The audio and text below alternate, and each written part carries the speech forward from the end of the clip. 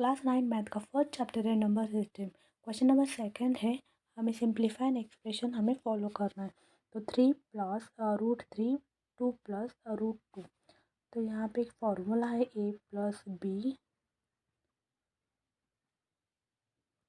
And c plus D is equal to आता है ac plus ad plus bc plus bd।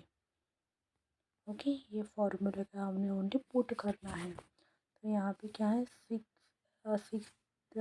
To the 6 plus 3√2 and 2√3 plus √3 and √2।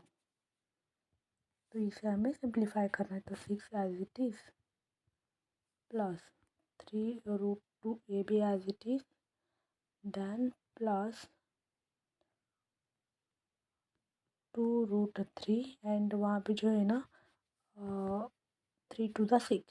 Okay, तो ये हमारा final answer है।